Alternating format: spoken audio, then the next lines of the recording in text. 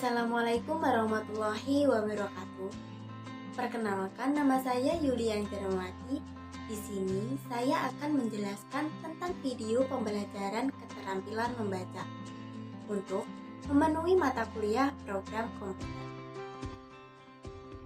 Di sini saya akan menjelaskan tentang keterampilan membaca. A. Keterampilan membaca. Yang pertama, pengertian keterampilan membaca. Keterampilan membaca adalah aktivitas yang kompleks yang melibatkan berbagai faktor yang datangnya dari dalam diri pembaca dan faktor lain atau faktor luar. Selain itu, keterampilan membaca juga dapat dikatakan sebagai jenis kemampuan manusia sebagai produk belajar dari lingkungan dan bukan kemampuan bersifat kognitif atau naluri yang dibawa sejak lahir. Proses membaca juga menghasilkan pengetahuan, pengalaman, dan sikap-sikap membaca. Yang kedua, tujuan membaca. Tujuan membaca dianggap juga sebagai modal dalam membaca. Bahkan, menurut hasil penelitian, hubungan antara tujuan membaca dengan kemampuan membaca sangat signifikan. Dalam eksperimen yang dikemukakan Webbles tahun 1967, ia menemukan bahwa tujuan membaca itu meliputi beberapa hal yang pada hakikatnya tujuan membaca adalah modal utama membaca. Tujuan yang jelas akan memberikan motivasi yang intrinsik yang besar bagi seseorang yang bersifat spesifik.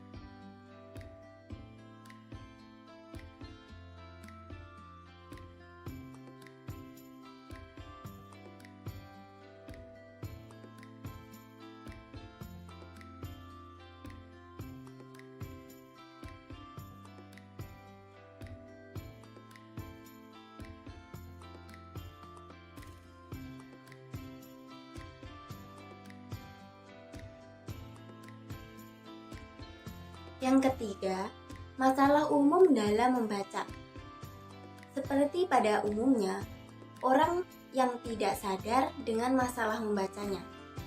Padahal, secara teoritis, kecepatan dan pemahaman terhadap bacaan itu dapat ditingkatkan 2 atau 3 kali lipat dari kecepatan dan pemahaman semula. Ada beberapa masalah dan hambatan yang umum terjadi pada setiap orang. Masalah tersebut antara lain: A. Rendahnya tingkat kecepatan membaca. Masalah kecepatan membaca ini menjadi hambatan karena pada umumnya orang tidak ambil pusing dengan kebiasaan membacanya. B. Minimnya pemahaman yang diperoleh. Tingkat pemahaman terhadap bacaan juga salah satu indikator keefektifan membaca seseorang yang menjadi masalah, karena ada kecenderungan anggapan bahwa semakin lambat cara membaca seseorang, semakin tinggi pula pemahamannya. C. Kurangnya minat baca. Masalah yang menjadi hambatan membaca adalah kurangnya minat membaca. D. Minimnya pengetahuan tentang cara membaca yang cepat dan efektif.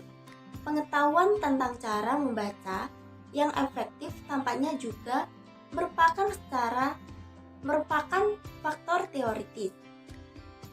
Seseorang pembaca yang lambat pada hakikatnya bukanlah pembaca yang bodoh, tetapi mungkin ia hanyalah seseorang pembaca yang tidak efisien. Pengetahuan tentang teknis membaca. Jika di sebelumnya telah dijelaskan bahwa pengetahuan, pengalaman, dan kemampuan berkomunikasi lisan merupakan modal utama membaca. Tampaknya, pengetahuan tentang teknik lebih cenderung dianggap sebagai alat alat yang dapat digunakan dalam mencerna bahan tulis secara garis besar. Pengetahuan tentang teknik membaca itu meliputi yang pertama pengetahuan tentang aspek-aspek keterampilan membaca. Yang kedua, pengetahuan tentang teknik membaca cepat. Selanjutnya pengetahuan tentang membaca ilmiah. Jenis-jenis situasi membaca. Ketika kita membaca sesuatu teks seseorang yang membaca memiliki dua alasan utama mengapa seseorang perlu membaca teks. Yang pertama adalah untuk kesenangan dan yang kedua adalah untuk mendapatkan informasi. Ketika kita membaca, kita cenderung untuk menggunakan 4 cara di dalam memahami teks itu. Yang pertama, skimming adalah membaca teks secara cepat dan sekilas agar bisa mendapatkan ide utama dari teks itu. Selanjutnya, scanning. Scanning adalah membaca teks secara cepat dan sekilas untuk menemukan informasi tertentu dalam teks itu. Selanjutnya, membaca ekstensif adalah membaca teks-teks panjang untuk bertujuan rekreasi atau bersenang-senang dan untuk menambah pengetahuan umum atau meningkatkan kelancaran dalam berbahasa.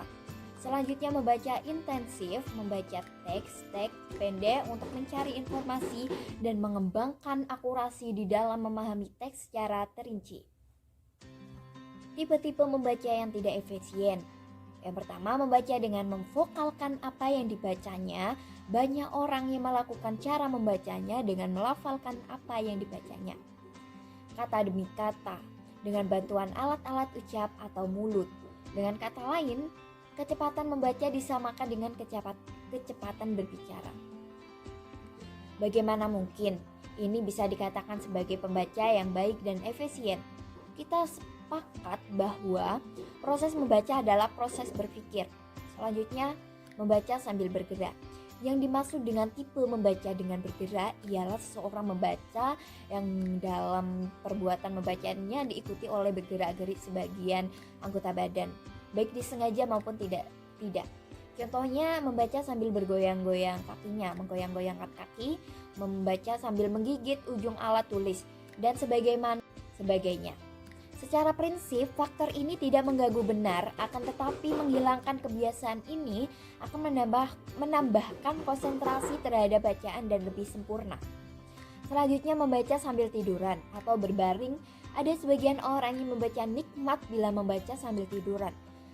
Cara membaca ini jelas merupakan kebiasaan yang membaca yang jelek, terutama ditinjau dari segi kesehatan mata. Dengan membaca sambil tiduran, mata dipaksa bekerja lebih keras. Kelelahan mata adalah efek langsung dari membaca seperti itu. Membaca tidak konsentrasi, ini juga salah satu kelemahan dari beberapa orang membaca, terkadang tampak secara jelas.